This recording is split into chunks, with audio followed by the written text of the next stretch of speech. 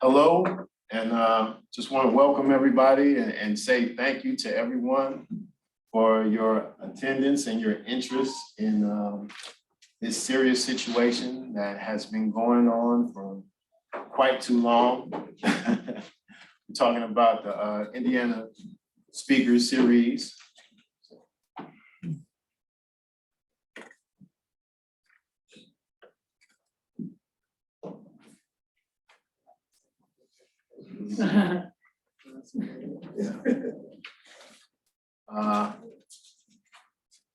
Yeah, but as I was saying, this is a 5-part series speaking on different situations and different events that have taken place in the Department of Corrections over decades of years, just one horror story after another of different situations that are often swept under the rug and that the mainstay of society never really get a chance to be exposed to. So we're taking the time now to bring some of these things to light and to tell you some of the things that we're involved in to help us move this message forward. And today we're speaking to Sincere, who has been incarcerated in the Indiana system. And she's seen different things herself that we're going to discuss today. Myself, my name is Jauston Huerta. They call me Jock, and I'm a director of FOCUS Initiatives.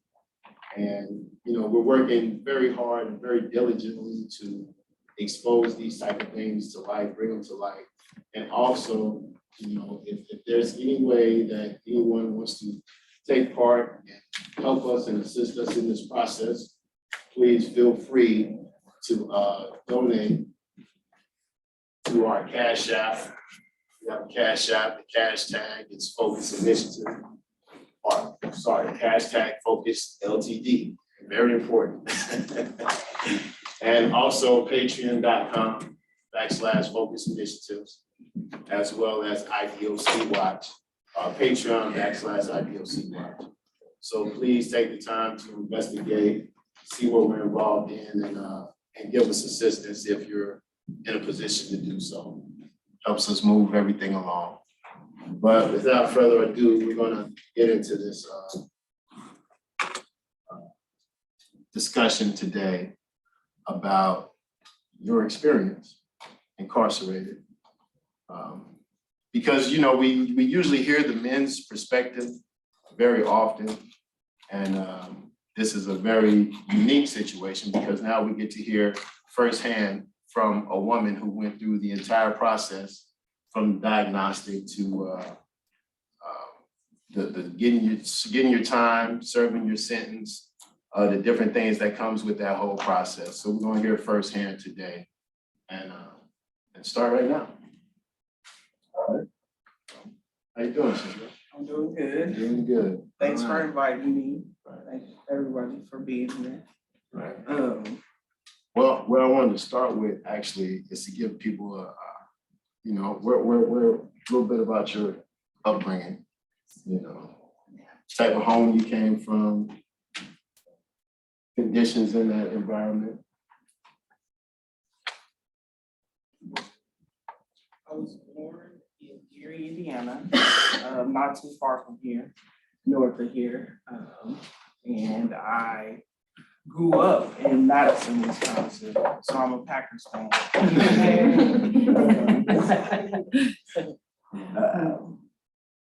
I grew up in a real traumatic home where it was broken. My father wasn't there. My mother was addicted to crack cocaine. And it was just a situation where my family took me from my parents and raised me, my grandmother. During this time, I did go to school, always had interest in school and learning. So I kind of came out on top, even though, I was going through different situations in my living situation with my parents and my family. So that's basically, how my childhood went. suck, basically. So, but I rose above it and, you know, I'm doing better now. Great, right. Let's talk about the process, okay, because in the women's facilities, if a woman is convicted of a crime and given sentencing time that she has to execute physically in a jail cell or a prison cell, there's a process that you go through at Rockville, the diagnostic process, to decide where you would be sent to. Right. Okay, so how was that? Walk us through that process of going inside Rockville, not having ever been through this type of situation before. You know, just walk us through that experience a little bit if you could. Well, first of all, it was very, very, how should I say it? Maybe like disrespectful, because it feels like you've been captured from society. Just basically like put into a community where you are stripped butt naked. You are, you have to go to medical to get examined by a doctor you don't even know. Say for instance, if you know out here, you know, you have family doctors that you've known for years. So that was pretty uncomfortable going in talking to a doctor that I've never even heard of, not even knowing their credentials. As a Black woman, my hair, if I had braids in it, I was asked to take them out. If you had earrings or labraids or anything, if they weren't able to remove them, they would have to cut them out. I seen a girl actually have like a ring here and it wouldn't come out, so they had to cut her to get it out. She cried for like days and weeks. It was horrible. Just that process of being lice. They have to put like lice powder in your hair for you to like go in, and it smells in your hair for like days. You get a package like this big with like a toothpaste like this and a toothbrush is like this. Shampoo, conditioner, the travel size things, which you have to have that for at least about a week or more, depending on your financial status. Which I would interject, you know, I think they give us as, you know, men and women, I think they give us basically the same stuff, which is the cheapest, most ineffective stuff that you can possibly imagine, you know, because I've brushed my teeth with that stuff and half hour later, your breath is like something that you can't recognize, you know? So I can just imagine from a female perspective. Yeah. So if I one question, so you're told to do all these things going by the process. If there's something that you're uncomfortable with and you don't want that to take place, as they're saying, if you deny it, what do they do? Well, the rules were enforced early. You know, the fear was enforced early. Like I said, I felt like I had been captured like a slave because I wasn't asked to do anything. I was always told to do something. So early stages, you know, I've seen maybe in the county jail, people get handled by officers, maybe hit, assaulted in some type of way, or maybe even food being taken away, or some kind of consequences to, you know, not complying to the rules. Mainly at Rockville, it was a lot going on there. I would like to show you a picture of Rockville Correctional Facility. It's a cornfield. The prison sits right in the middle of a cornfield. And I actually showed. All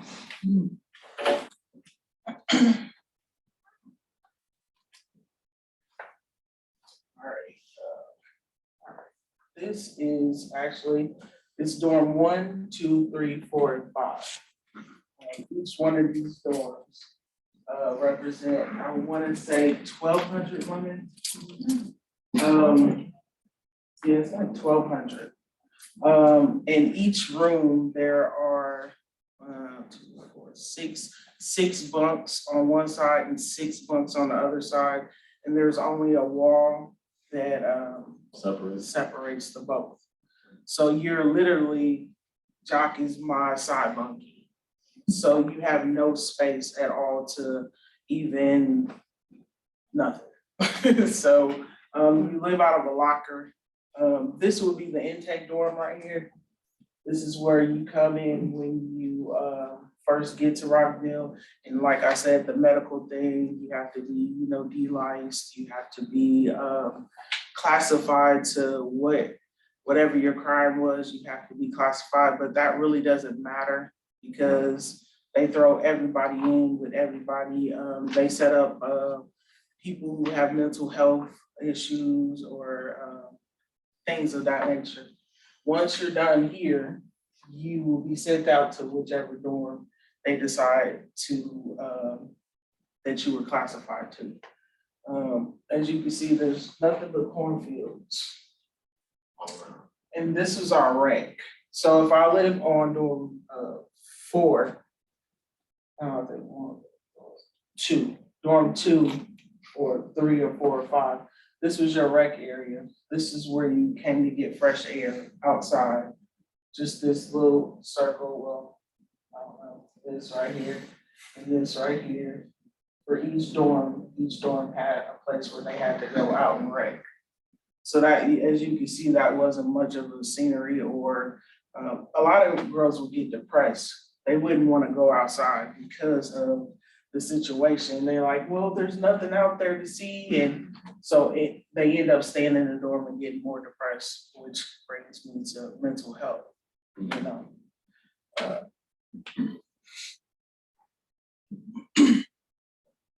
the mental health situation there is just bad.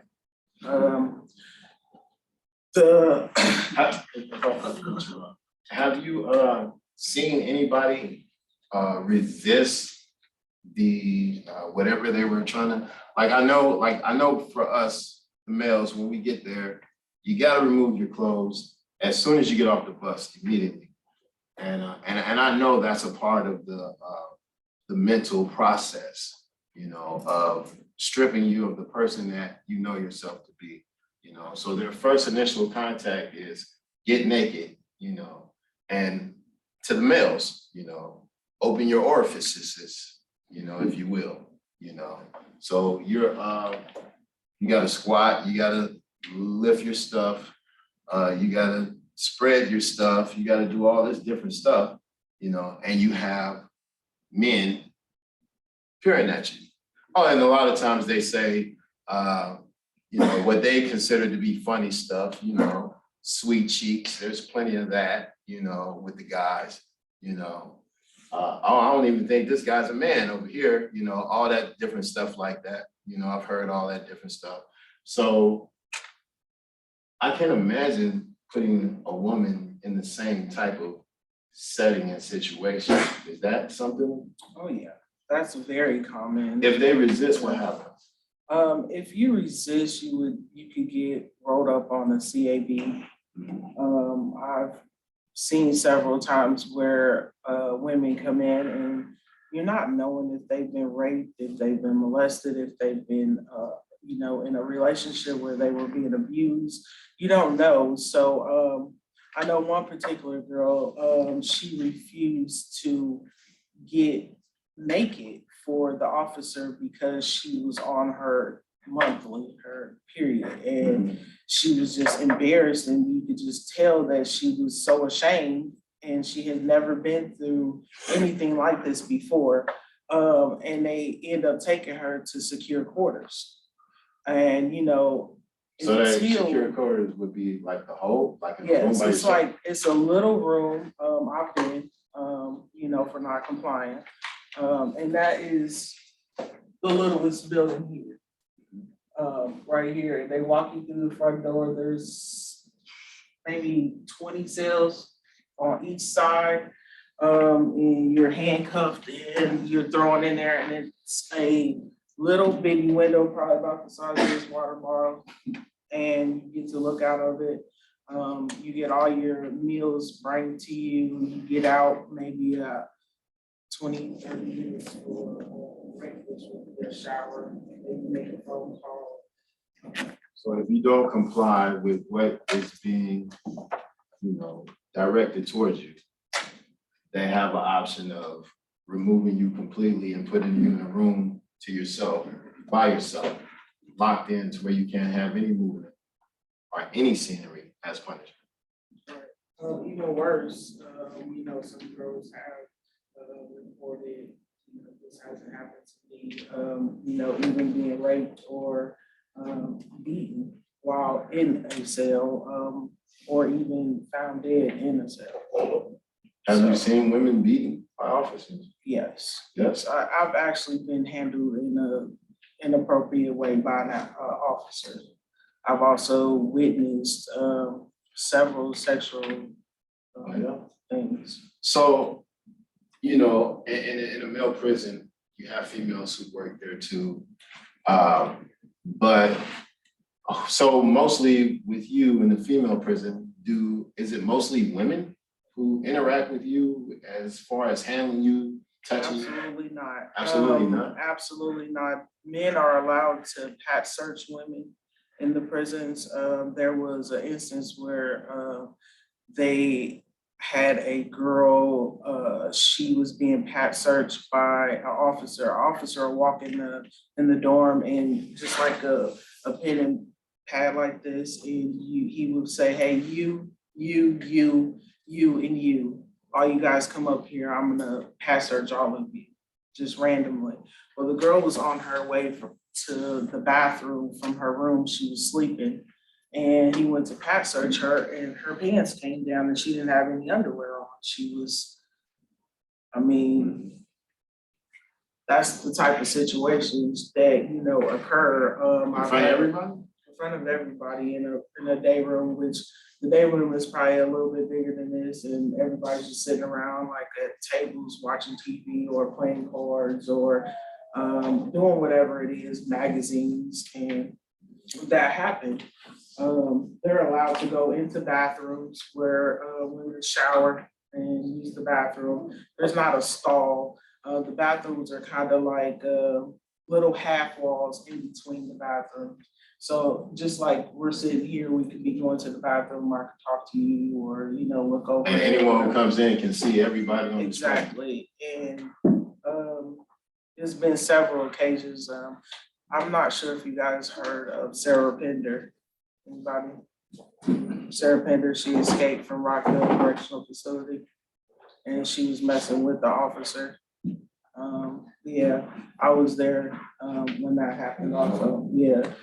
Sexual advances happen all the time there. And it's just really cheap there too. It's like for makeup or lip gloss, drugs, tobacco, stuff like that. So to get that stuff, officers would try to make deals or something? Yeah, women are just like anything else, they're manipulative, and once they're in there to where an officer's inappropriate with them, right, then might as well just go all the way. But not saying that it's just a woman's fault, but right. Both inappropriate relationship as him being a correctional officer and her being a offender. Right. So the responsibility definitely lies on the officer side to be the professional. Yeah. Okay. What about how about the healthcare situation as far as women in facilities receiving proper medical attention?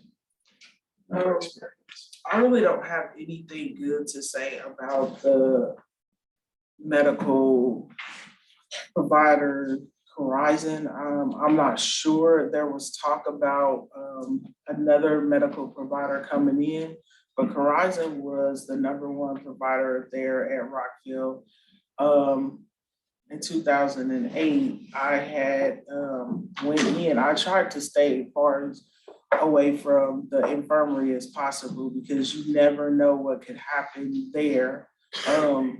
I've seen people go in and never come back out. I've heard horror stories and I've seen horror stories. So there was a new doctor in and she had prescribed me a blood pressure medication. And I took the blood pressure medication for the first time and I ended up not waking up for almost 30 minutes. I was out and I didn't know what happened. And come to find out she had overdosed me.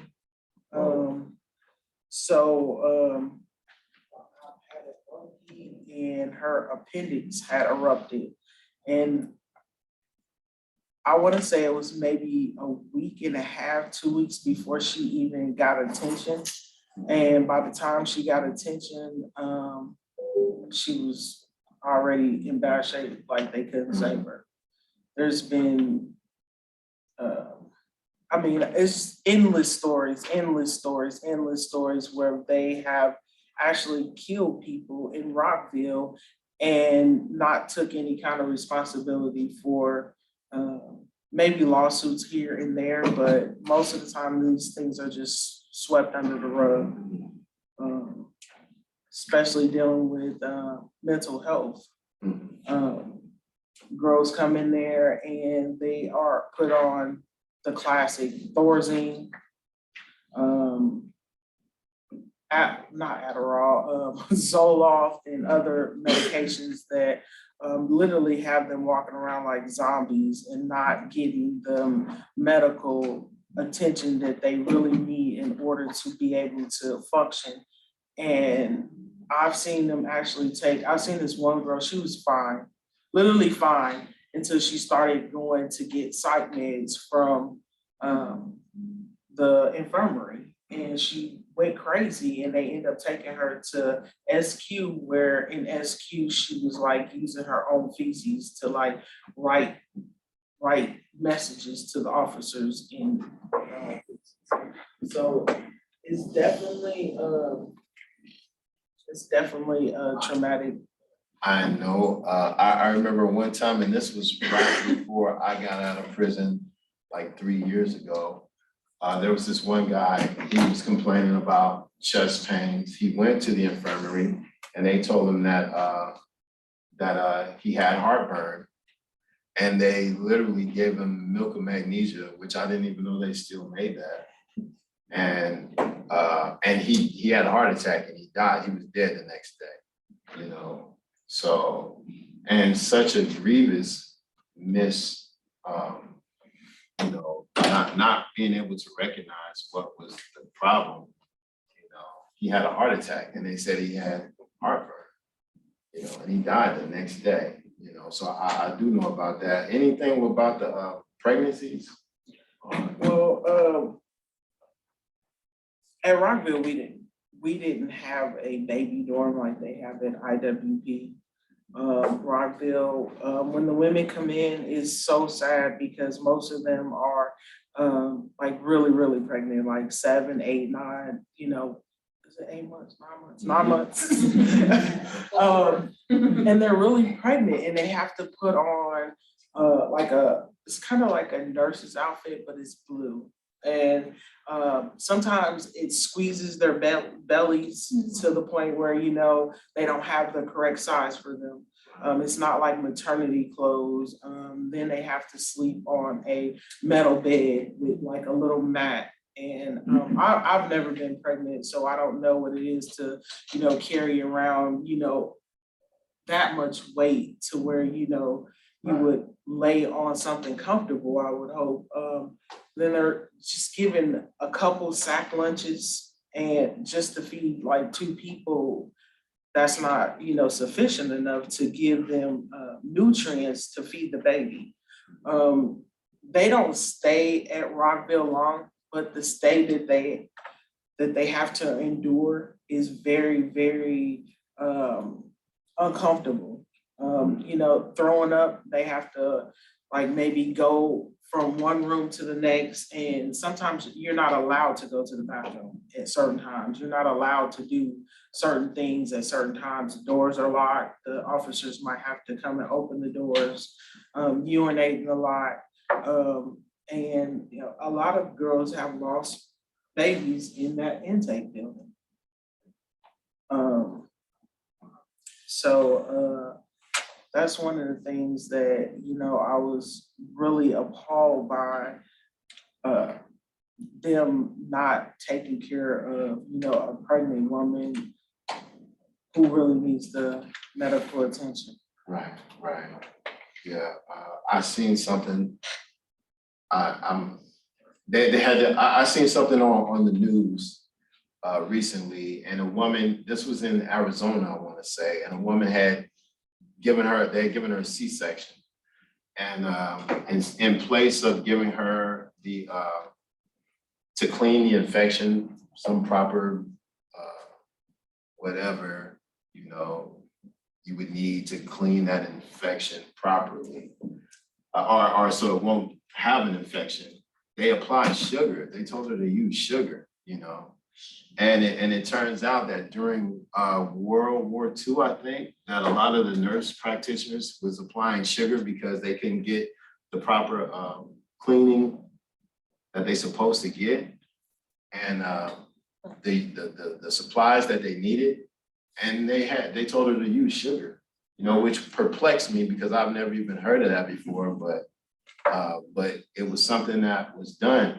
And the fact that that can actually be an option to use on a human being, you know, utterly repulsive, you know. So yeah, it is common. Let's talk about the what happened when you started doing your time. You came out of the diagnostic center, and you were getting familiar with the officers. So what type of officers were you exposed to while you were doing your time? When I went into prison, I was really liberal. You know, I enjoyed being around a whole lot of different people. But when I got there, it was more of a setting of a community, a ranking. Like there was, of course, the superintendent, and then you have the assistant superintendent, and then you have all the rest of the ranks on down to the street officer. And I started, you know, noticing that, you know, it was all about rank and family. So if the lieutenant worked there, his wife worked there, and if his wife worked there, then their kid worked there too.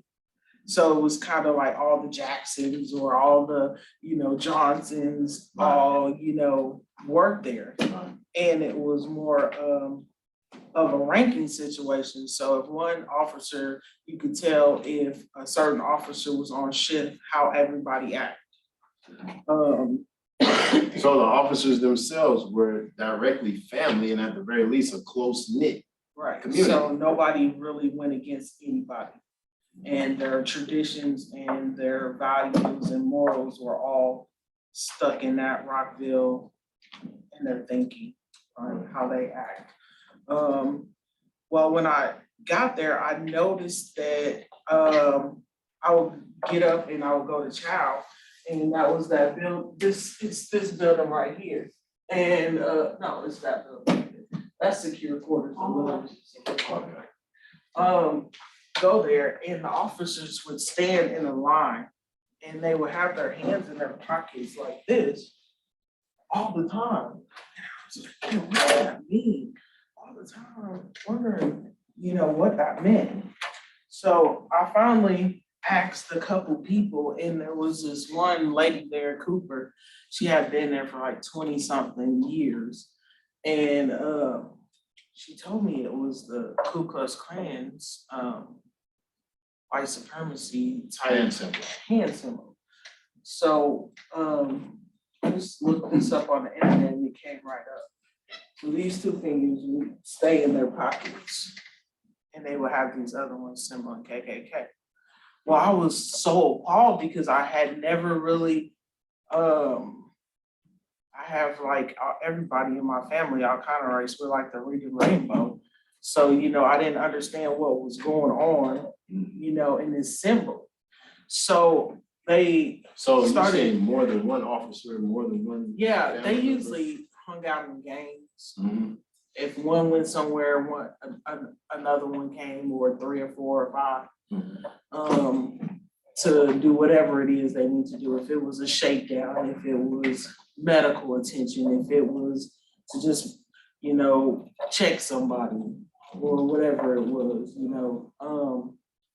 So I found out quick that I wasn't wanted there. So I had to do a lot of butt kissing. I had to do a lot of smiling when I didn't want to. I had to do a lot of just being quiet, because what I could potentially say could probably offend somebody. I was asked to, you know, take my braids out one time because it was a gang related symbol. Like with braids, you can just go crazy with them with creative, you know, patterns or whatever. So I would keep my hair in braids all the time. And the officer told me, hey, you need to take that out. That's gang related. And that was just the smallest of the racism that, you know, occurred while I was there. What type of other things you can say that you would attribute to racism? You would attribute behavior right there. Well, it was mainly how the Black women would date white women. That went on a lot. And the officers could not stand the fact that, you know, the interracial thing was going on. So they would remove Separate people? yes, all the time. So like if you were in a relationship for maybe a couple months, or, you know, however, they would make sure that they would say stay separate. Or CABs would be wrote, and say for instance, if you were white and you would get a CAB for whatever it was, which is a conduct report, and you will probably get a lesser sanction than I would. So that type of thing was, you know, going on with also with like going up for parole violations, or any I think it's community corrections. Yeah, community corrections. They were letting a lot of the white women out before they were letting out, you know, the Black women. It didn't depend on your crime or anything like that. And that would go on. And how I would know is saying, like on the dorm, everybody told everybody's business. So if me and somebody else went up for community corrections or something, everybody on the dorm would know about this. And then they would come back and say, hey, oh, I got it. Well, she didn't. Why didn't she? So it just started becoming a common thing around, you know, Rockville. Okay, I got you. So with the situations with different officers, what type of how did they act when it came to people who were mentally ill or mentally depressed? I mean, did you see any type of treatment against people who weren't mentally well? They usually try to keep those people, as I would say, doped up. They would give them, like I said, Thorazine and other medications to keep them just sleep all day and all night, drooling all over the place. If they didn't comply to what they told them after, you know, the medication, then they would either be shipped off somewhere or put into SQ just to keep them out of the way. I know a big problem that I didn't like when I was there was seeing officers try to keep people separated. Now, I know that it's important that, you know, things have to be in a uniform procedure, you know, and maybe this dorm isn't allowed to consort with people in this dorm. But it seems like when I was there and what I saw, you know, it seems like they didn't want people to even be talking to one another, like in the same proximity, you know, and I know that, I mean, guys weren't allowed to, you know, if someone hears good news or something, and you say, oh man, that's great, and you hug somebody or anything like that, you know, that was a big problem. And I know that even more so than men, a lot of times, a lot of women have a communication style of touching, hugging each other, showing support. How was that greeted? Well, Was that allowed? Or absolutely not. It was not Absolutely. allowed. It was not allowed. And that was like one of the number one rules that you learned early, was to keep your hands to yourself. Keep your endearment terms to yourself. Keep your any kind of love. I could say I hate you all day. I could say I want to kill you. I'll kick you. I'll punch you. But if I said I love you, I want to be with you. You know, any of those terms would be banned for life so far. You were not allowed to hug, or if somebody passed away in your family, you got a phone call, and you were not allowed to get a hug. You were not allowed to, if you cried too much, then that was a sign that maybe something was wrong with you and you might have to be sent to isolation, SQ, things like that. So you weren't allowed to touch. You weren't allowed to show any kind of emotion. It's like dehumanization. You know, seems like emotions. It was so hard for me when I got out to be able to have somebody love me and touch me. And my aunt, I was staying with her for a while. This is really emotional for me. She just told me like, hey, you need to calm it down. Nobody's gonna hurt you. I can hug you, things like that. So that was the most, as a woman, we're nurturing, you know, no matter, you know, how tough you think or whatever, we're nurturing people. We like to hug, we like to be able to show compassion to others. It's just natural. And we weren't allowed to do that. And some people are still, traumatized by that, which brings me to, you know, institutionalization, you know, doing the same thing every single day for 13 years at the same time, not willingly.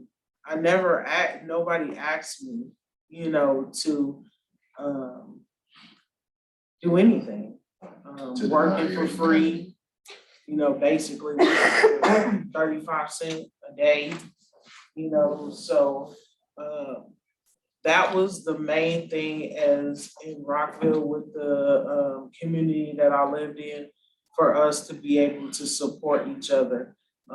We came up with like families, you know, moms, aunts, grandmas, you know, we started being a family because the things that were going on within the community, we had to, you know, survive in there to be able to, you know, sit where I am right now to be able to tell the stories.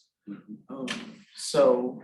Yeah, you know, that's probably my hardest thing, seeing, you know, physically being there. It seems like that it is a process that has been trained to the establishment, taught to them for them to enforce, that reminds you constantly, you know, you can say, hey, my name's Justin Huerta, you looking for me? What's your number? I don't never want to know your name. Mail call, I'm calling your number, you know? So that's the first thing, you know, I'm taking your name from you. Now your number, now you have to be conditioned to respond to this number as if it was your name. I remember one time I had a hunger strike because they wouldn't move me from this facility. And it was time for me to go, and they were, you know, denying me the right that I had earned to move on from there. And so I went on a hunger strike. And then I went in, the patron who ran it, he called me into his office and said, "You've been on this hunger strike for 2 days. You're leaving me no choice. I'm gonna have to file charges on you, you know, for damage of state property." And I said, "I didn't touch your door. I didn't touch the windows. I didn't do nothing." He said, "No, I'm talking about you. You're damaging property of the state, you know. If you deny yourself food, you belong to us." I mean, straight out. And my mind was blown, you know. I didn't have any idea, you know. And I said, "Wow, so I belong to you?" It was a shock. It was a shock. You know, so you got to wrestle with these things. And then they put you in that room by yourself.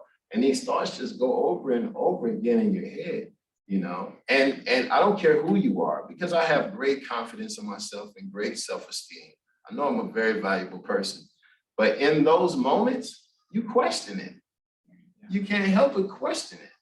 Like, is this who I am? You know, if all these people got together and came to these conclusions about me, you know, is this who I am? You know, so, but I'm so glad that whatever I had in me gave me the ability to choose that higher sense of self. Because if I would have just conceded and given in to their depiction or definition of who I am, you know, then things would have been just so terrible for me, you know. And then they would have had the vantage point of being able to say, "See, we told you about these guys, you know, we told you how they are, you know." But they are the ones who try to strip us of our humanity. And I can't stress that enough, you know. That is really the biggest sin of incarceration. Stripping, when you tell somebody you're not a human being, what possible good can come of that? There's nothing good that is able to come out of that. When you look at a man or a woman in their eyes and say, "Okay, you're not a human being," you know, nothing good probably is going to come out of that at all, you know. So, and that's why I'm here, and that's why I stay going forward and stay fighting and stay pushing, you know, because they have to be proven a lie, because what they're saying are lies, you know.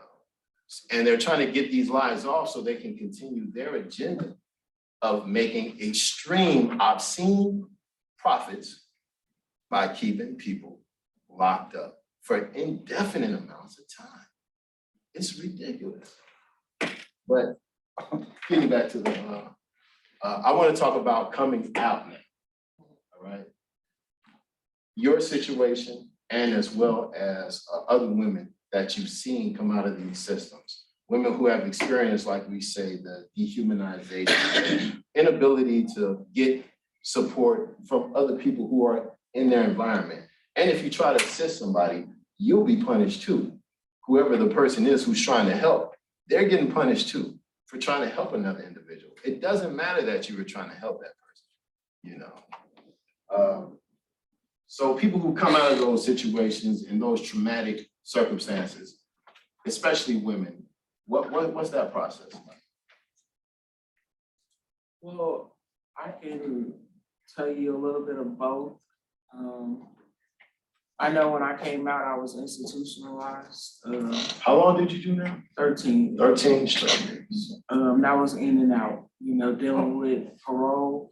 You know, you're not allowed to be around felons, but I was just in prison where I made a family with felons that are getting out and they're doing things, and that was mainly my communication. So after being gone for so long, I really didn't have many friends that were on the outside. So I relied on the family that I had on the inside. And, you know, parole officers, probation officers, they really don't understand that. It's mainly with the same agenda, you know, do what I say and everything will be all right. my parole officer even told me that, hey, if you do what I tell you to do, everything will be fine. You know, don't steer away from what I told you. It was hard. It was so hard. At that point, you know, I was trying to do the best I could, but my mental health wasn't right. And I knew something was wrong with the things I had been through because I couldn't, they just threw me back into society, basically. You know, when my mind wasn't really healed from everything I had just went through. And then I'm going through other things like the internet, how to apply for a job, dealing with people, not asking, can I go to the bathroom when I'm at work?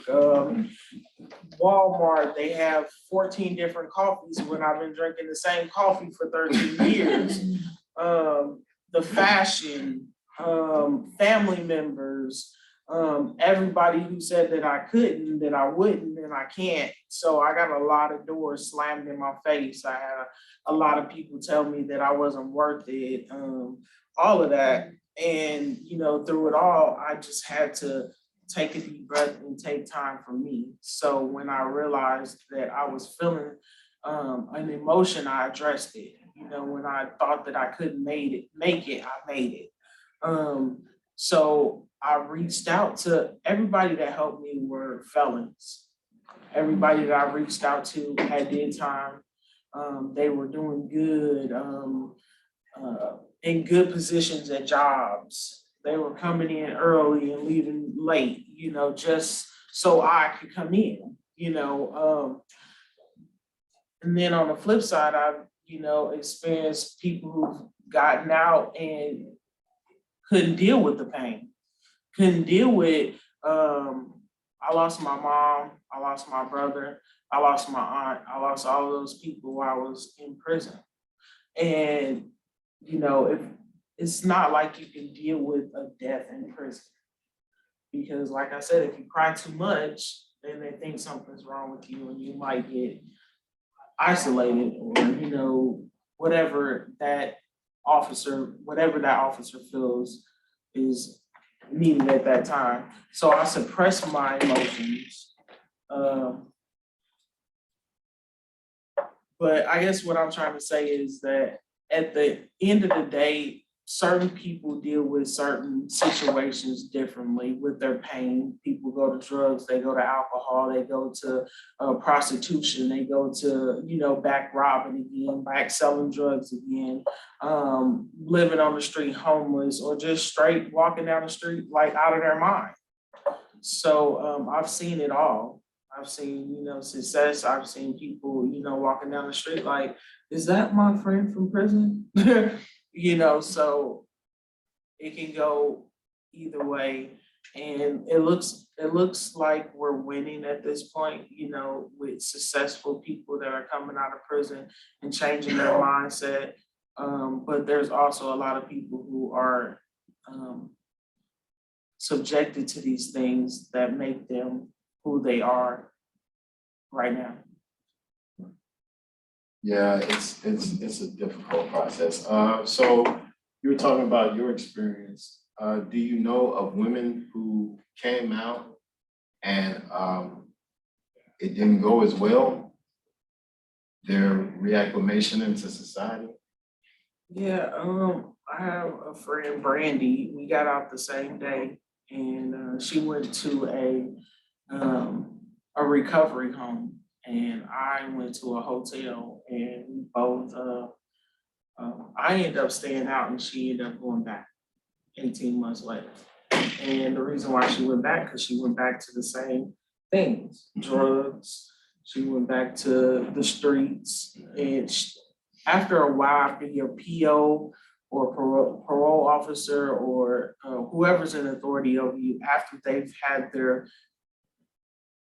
their fist in your face for so long, 9 times out of 10, where I hear from my friends is I'm ready to go back. I'm done. I can't deal with this no more. I do not want to deal with it. She just told me to do X, Y, and Z, knowing I can't do that. Or I'm doing so good, and then they knock me right back down. So that's pretty much how it goes. You making a decision to just say, forget it, I'm done with it. I can't take it no more. I just did 2 or 3 years in prison, or I just did 15 years in prison. I don't know if you guys heard of Paula Cooper. She did a lot of time in prison, like over 35, 40 years in prison, and she came out and killed herself. So the abuse and the torture and the, whatever it was that got to her to the point where she committed suicide after she was free is something, to really think about. Definitely. I remember one time I had went to court. I was in prison and I was filing for a modification. I was filing to get all the years that the judge had given me for 4 grams of drugs. I was trying to get my sentence reduced, and I was fighting against some things that I had learned that I could fight with as far as the legal system goes. And I made it to court, and they did happen to modify my sentence. And they sent me back to the prison I came from. And, and they were supposed to send the report saying how my sentence had been changed. So I get back, and that paper was not included in my paperwork. Somebody dropped the ball and forgot to add it. So I get back to the prison, never been in no trouble, never had a write-up or nothing in my time doing there. And they said, well, you're going to the hole. And I said, I'm going to the hole. I said, why are you taking me to the hole for? He said, well, the county you came from, they didn't send the conclusion, your extracted judgment. They didn't bring it. They didn't send it with you. So we don't know what happened. You might have been found guilty for triple homicide and got 3 life sentences. And we don't know that right now. So until we found out what the county has done with you, we had to keep you in segregation in the hole by yourself. And it was Friday afternoon. So, so I had to stay there all weekend, Friday, Saturday, Sunday, Monday. And when I was being placed in the hole, it wasn't like I'm getting placed in the hole just so we can figure things out.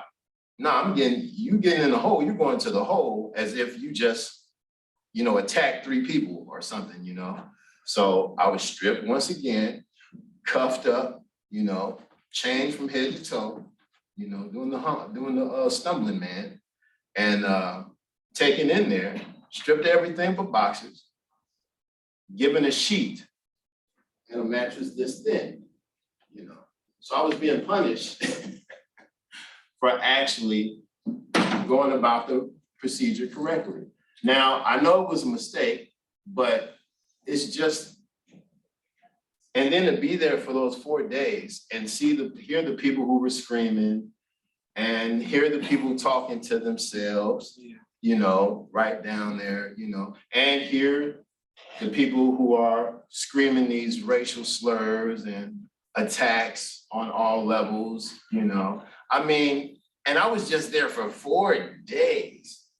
It's people who are there for a year, 2, 3, 4, 5 years. There's no way that you can endure that and not be affected at some point. And then the mental help is not given, It's not given, it's not provided. And it really is a shame to be placed upon the fullness of society, if you ask me. Because if we allow these things to be done in our name, then we become active participants in administering to torture to human beings.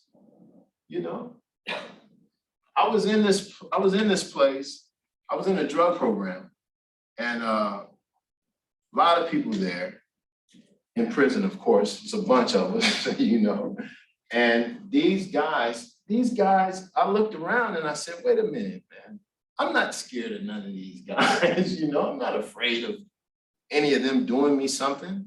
I'm not afraid if they were to be released. You know, this guy, he's an alcoholic. He can't let go of drugs. He's been upset since his wife passed away and hasn't been able to reconcile himself back to the world as he knows it. These are people with problems. The vast majority, the overwhelming majority of people incarcerated are simply human beings who are suffering from problems that they can't make sense of.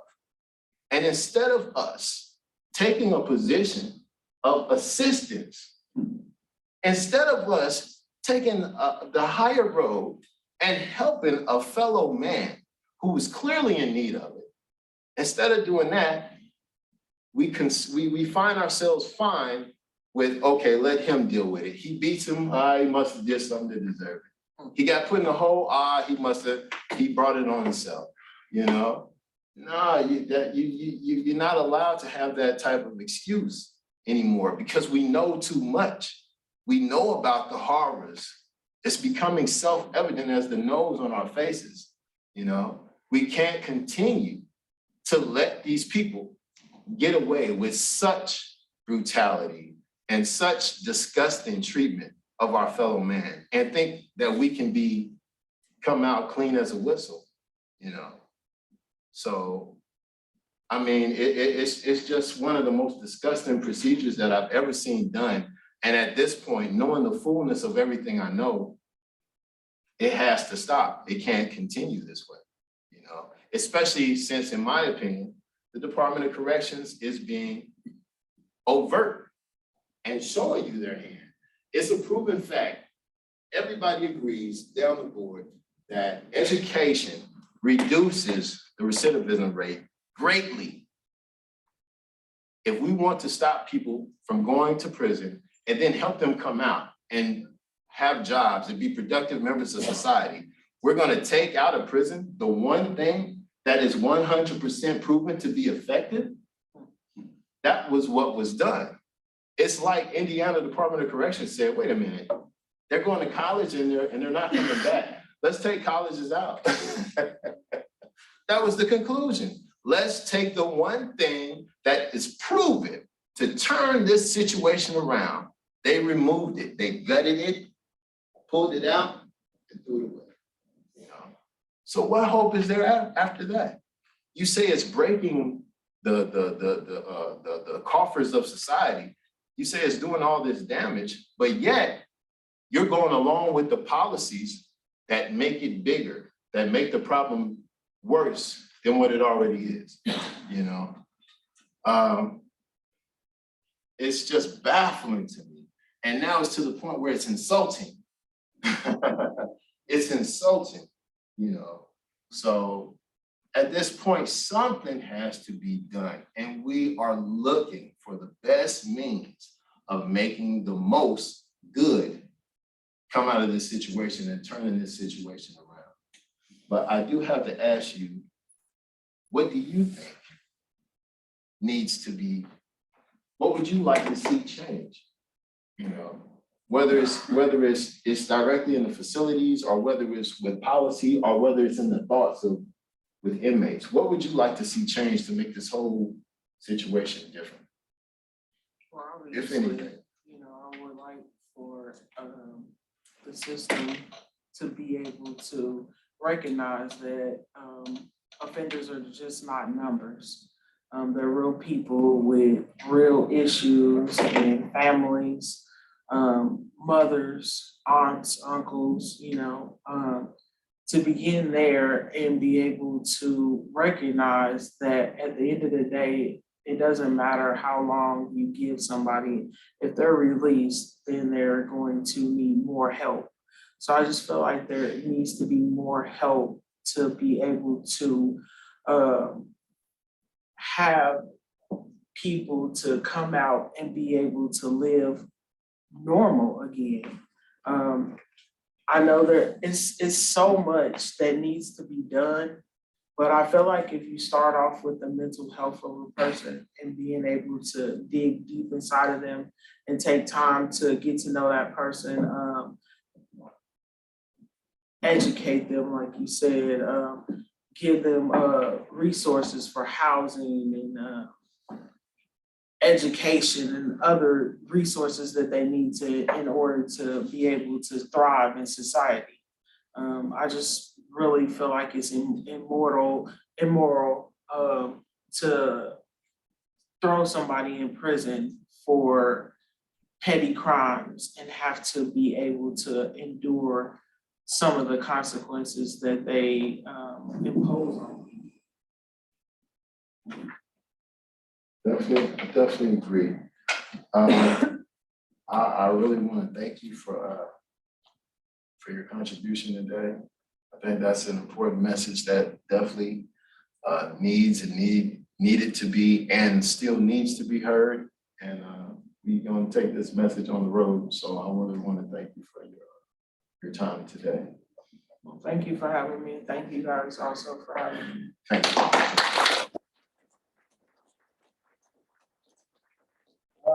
If anybody has any questions that they like to pose at this time to Sincere or myself, yes, sir. Going back to Rockville, how long does that process take, the intake to diagnostic, figuring out which prison you're actually going to? How long is that process generally? And did it take longer or shorter for you? I want to say it's 4 to 6 weeks. That's what RDC was. And how long until you got a phone call? It just depends on the counselors. You have to like turn in a list and it has to be an approved list. So it could take anywhere from 3 or 4 days to a week or 2. Was there a maximum time where they have to get you one that you haven't gotten to yet?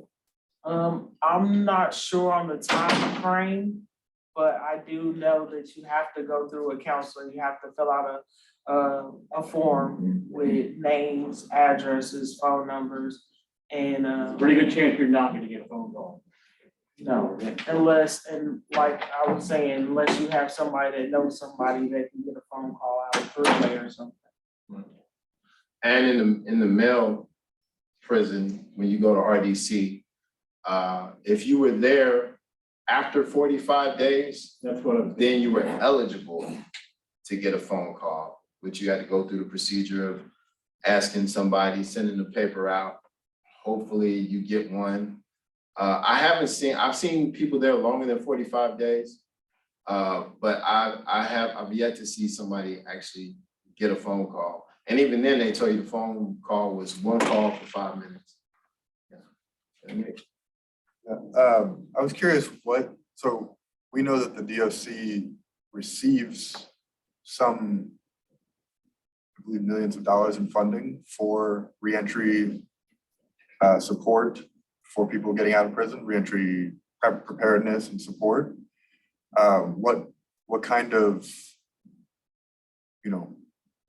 reentry preparedness programming did they have, and what kind of, I know they have a parole officer and a probation officer, but what do they do to assist you? right. I did everything on my own.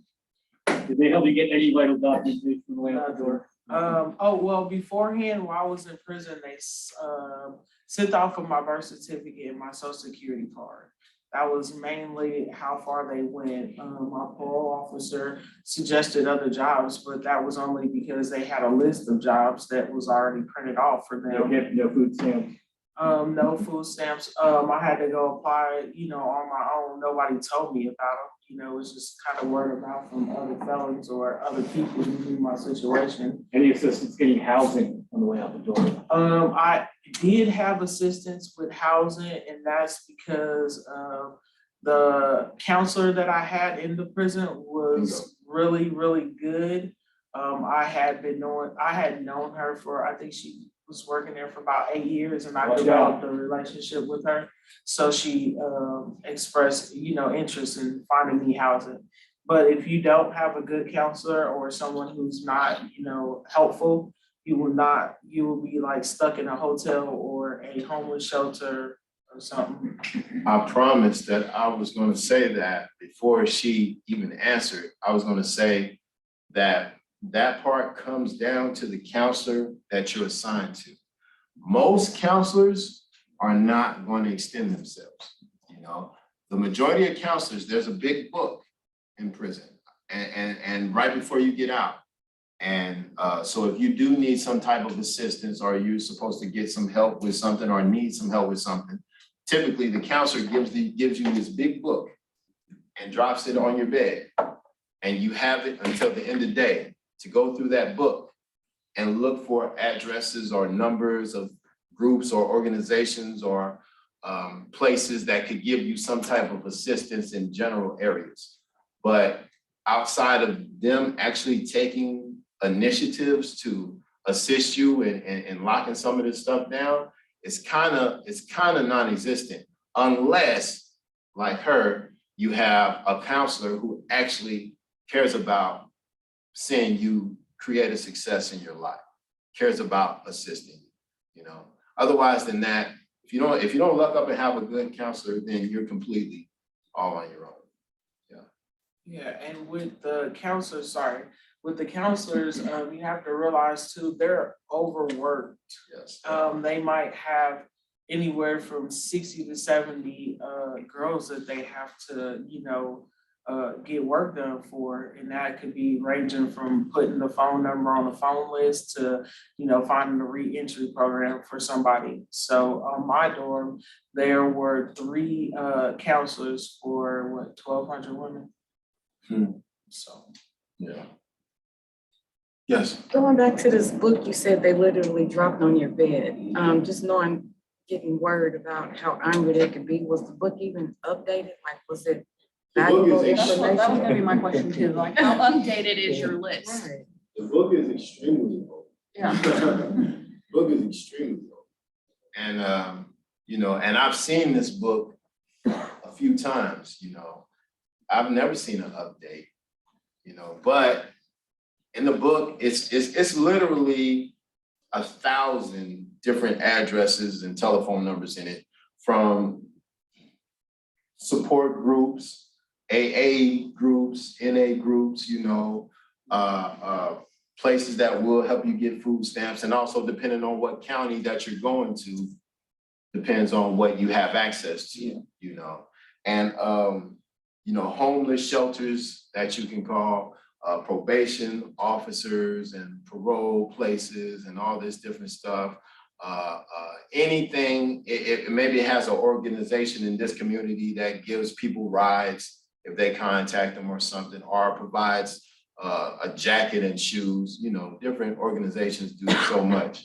But, and you just gotta go in there and go fishing, and hopefully that organization is still active after so long, yeah. Okay, well, yeah, that was my question. The organizations that's listed in there, is this a list that they put together, or is it like a 211 deal? Or you get what I'm saying? I think it's whoever had contacted the facility. I'm not sure about this part, but I just don't see prison facilities lifting a finger to assist an inmate in very much of anything. So the way I would anticipate that procedure works is the organizations to contact the prison and say, hey, this is what we're offering. And then maybe their name is added to a list. But I haven't seen an update of that list for a while. The dorm I was in for over 2 years, and they never said, here's the new, the new book. And I know this for a fact because in the dorm I was a mentor. So when the counselor would drop that big book off, they also come get me. Hey, talk to that guy. So I knew firsthand what was going on. Jack, what institution were you in? I was in, last I was in the farm, but I've also been in Westville. Yeah. Very ugly places, both of them, very ugly places, Yeah, and also with the re-entry, at Rockville, our books was all the way from 1992. And most of our information was literally from inmates who wanted to see other inmates doing better. That's true. Or they were the ones reaching out to different companies to find out who was hiring, or people who got out were sending information in to be able to help others. Most of the information that we had was just from word of mouth of other offenders or whoever, got the information and made copies or sent it in to be able to put it in the big black book. So. Definitely. Ask Sincere, your experience with everyone that was in there, what was the sort of, did you have an experience where there was a turning point for some of the women where not only realizing and understanding what's being done to me is wrong, but that I have a right to resist it?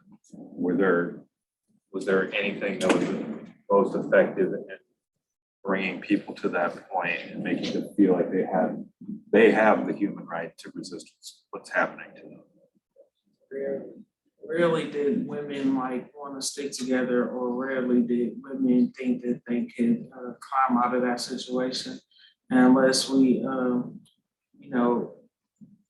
it's just drilled in your head that you cannot do better, or you can't get out of that situation, or you can't resist, or the consequences are way too much. Like for 216, that means if I told another person I love them, I could lose my visits. So it was too extreme to even think that you were powerful enough to speak up. So I'm like the men's prison, we didn't riot. We didn't do anything too major to get attention to even fight, unfortunately. Yeah, I mean, it's a difficult position to be in because we have seen people resist, but those guys who resisted, they disappeared, okay? They're beaten in front of everybody, and then they disappear. Sometimes you don't see them no more because they keep them in the hole for months and then they ship them somewhere else, So even the few displays of true resistance, for the right reasons, it's completely attacked instantly and pushed under the rug, because they don't want that type of spirit to be infecting their system, So it wasn't too common of an occurrence. But Jack, don't you think that the kind of mentality that both you and Sincere are describing is itself a form of resistance? What Adam is saying is, do people come to understand that they have rights that are being violated, right? And so the kind of self-protection you're describing, Sincere, of smiling when you don't want to smile, being quiet when you don't want to be quiet, that's a form of resistance in terms of understanding that you deserve self-respect and how to sort of manage yourself in relation to an unjust system as well. What about that? I mean, yeah, definitely. I kind of look at that as just figuring out the best way to survive, just figuring out the way, like myself, perfect example.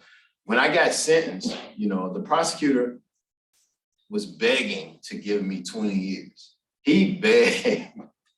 I still remember, I was horrified. He begged the judge, Your Honor, I don't understand. And he's beating the table. The judge had to tell him to stop, So he's going off about this, and I'm feeling like, oh my goodness, But so I went in because the judge had given me, she said, if you do a good job while you're in there, I will decide later on if we're going to keep the sentence as lengthy as it has been passed down to you, or we'll decide then, after a few years, if you've changed enough to come out. And prosecutor was against that. But I went into a system where the judge tells me, you get one write-up. You get rolled up for anything, not having your bed made at 8 o'clock in the morning when it's supposed to be. Don't bother putting in for your modification, because I will see that and you're completely denied. So I had to go into a situation scared of my own shadow, pretty much. Because any situation I get into would result in me doing 14 years, you know? So, so just like she said, there was a lot of times when I smiled, when I really wanted to say, hey, you know, you completely coming in the wrong perspective right now. You completely in the wrong. Instead of that, I said, that was it, because my life is literally on the line. It hangs in the balance, you know? So, And they use that. oh yeah, Use they that and definitely hold do it that. over your head. One of my friends is having visits with her son, and you know, if her probation fees wasn't paid up by a certain time, then she's not allowed to see her son. I mean, financial, you know, matters shouldn't matter when it comes to your family, you know, after you've done time in the penitentiary.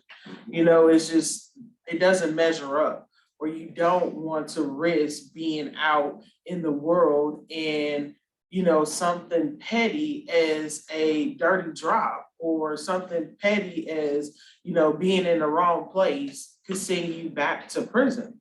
That's just wasting the taxpayers' money, time, paperwork. It costs so much for one person to be locked up for a year. You know, it just costs so much. Who's paying for that? You and I. You know, we're all paying for it. And nobody sees where this taxpayers' money is going in the system, because guess what? The correctional facility is still selling commissary. They're still, you know, doing labor with Private corporations. exactly. I think it's Televerde's there, where they're paying, you know, offenders $120 a month for you know, telephone calls. It's just modern day slavery, period, dot. They're just getting rich. Just questions for both of you guys. Okay, one second. Sean. Was Airmark there yet, or was Yes. DOC provided? Yes, Airmark was there. Their food is horrible, and The worst food in For people who don't know, that DOC hires third-party vendors, private vendors, in order to shield themselves from the legal liability of poor service and poor healthcare and all that.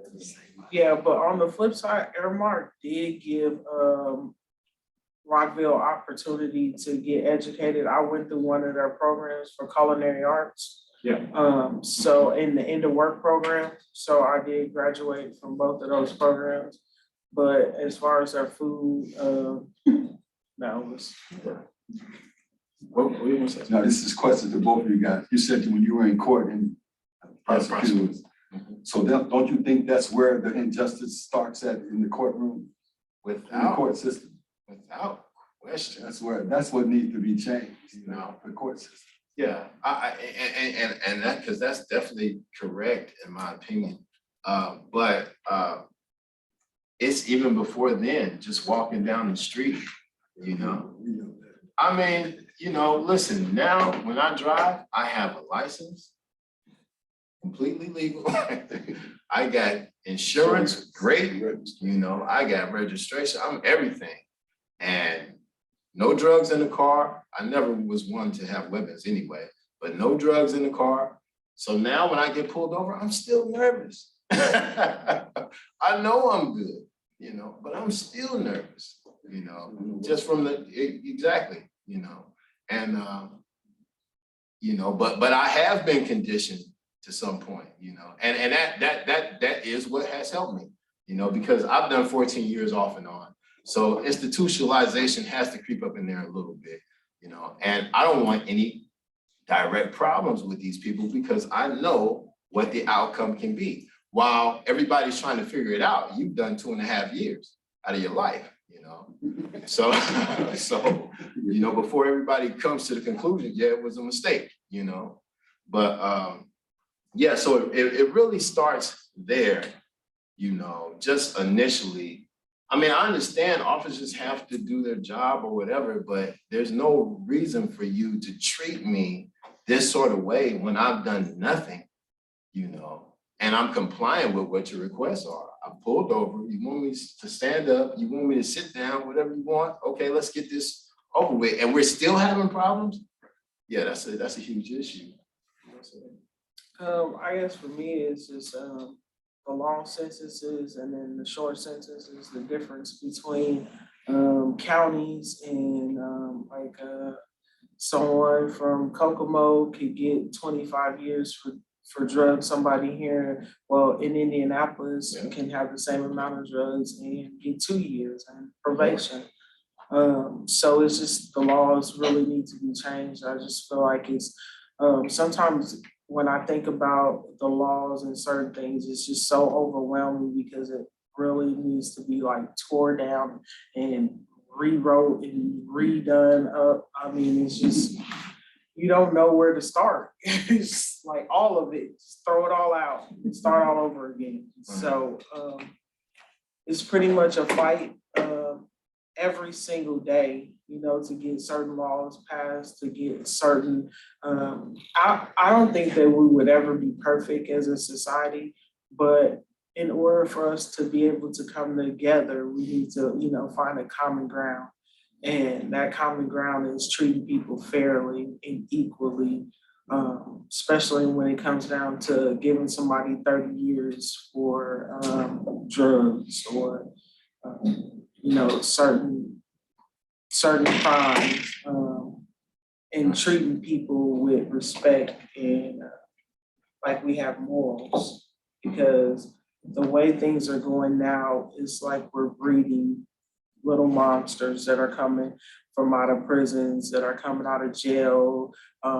Not saying that they weren't as mentally, I guess what I'm trying to say is like, when you go through these institutions, it really messes you up more than what you started. Yeah, like, Definitely. so as for me, I still, you know, I still deal with a lot of the pain, the abuse, the torture that I went through. And like I said, I don't know how long it'll take for me to be able to fully recover, if I will ever fully recover from the things that I've been through, dealing with the Department of Corrections, but it's definitely something that I have to work on every day, or if I don't, I would definitely be lost, like a lot of the other women that are still, you know, struggling to find out their place in life and how to get there.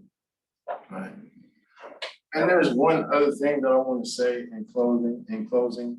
It was, you know, like I was saying earlier about us reaching this point of where the same old policies still stand today. You know, the war on drugs was started by the Nixon administration. And I believe his cabinet head was named John Ehrlichman, if I'm not mistaken. Yeah. And he actually came forward. This was what, in the 2000s? And he said outrightly that, yeah, we created the drug war. We devised it in our minds. We knew that it would, we knew that it would disrupt communities of color. We knew that we could vilify them if they got too much power. We knew that we can use the news media to use this fake premise about drugs and put it on these people so we can come within their communities and disrupt and get rid of the people that we don't want there, you know, and we have a perfect avenue and we're going to use drugs to do it. And he actually says with a quote, did we know we were lying about the drug war? Of course, you know. And then after all that, after this full confession and full admission of perpetrating one of the most brutal systems and inflicting it upon people else all over the place and making them villains and criminals, and he admits it and then nothing happens. No policy is changed. Nothing is addressed. I mean, who gets away with that type of stuff? You know, only because we allow it. Only because we allow it. We've got so many loved ones, and now it's beyond race, you know? Now it's not just white, black people and brown people. It's a bunch of white people in there, too.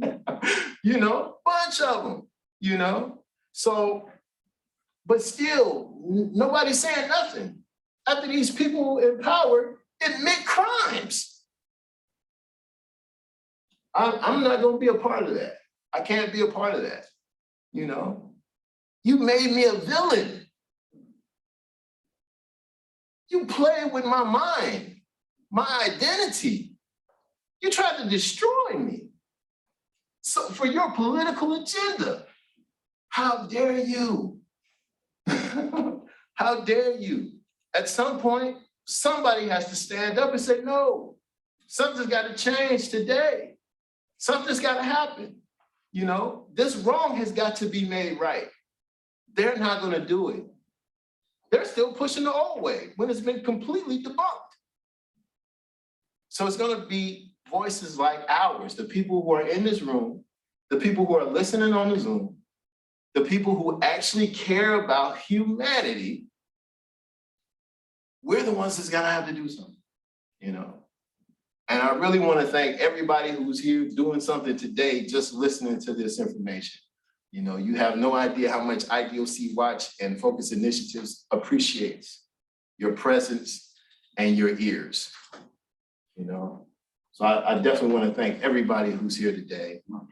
Yeah. And let's keep the good fight going. So thank you very much, everybody.